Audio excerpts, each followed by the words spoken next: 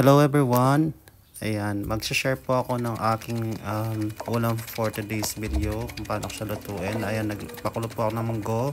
Then after niya pong lumambot, eto na siya.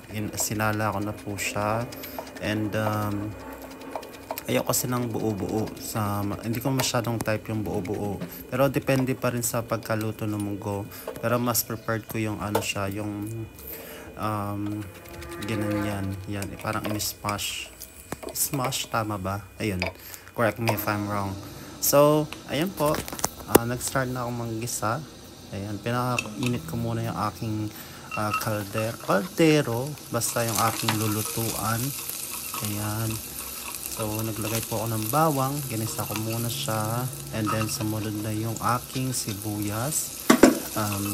Yan, gusto ko kasi pag naggigisa ako, complete yung bawang at saka sibuyas. Ayoko ng puro bawang lang, ayoko din ng puro sibuyas lang.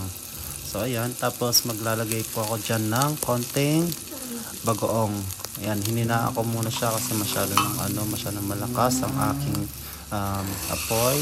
And then eto na siya.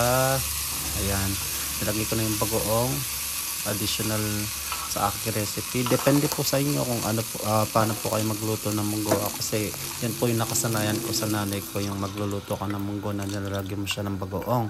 Yung iba, nilalagyan siya ng dried shrimp, yung maliliit. Yan. Tapos nilagay ko na po yung aking munggo, yung dinurog na munggo.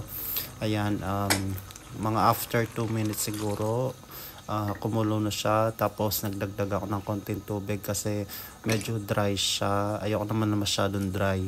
Ayan. Tapos nung kumulo na siya, sinundan na po ng aking tawag dito, malunggay leaves. Ayan. Tapos pagkakulo, ayan na siya.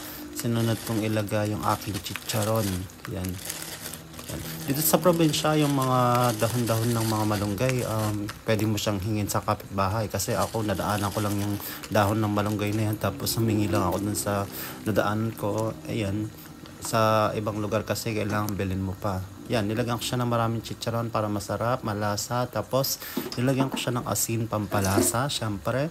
Hindi naman pwedeng kainin natin ito ng walang kalasa-lasa.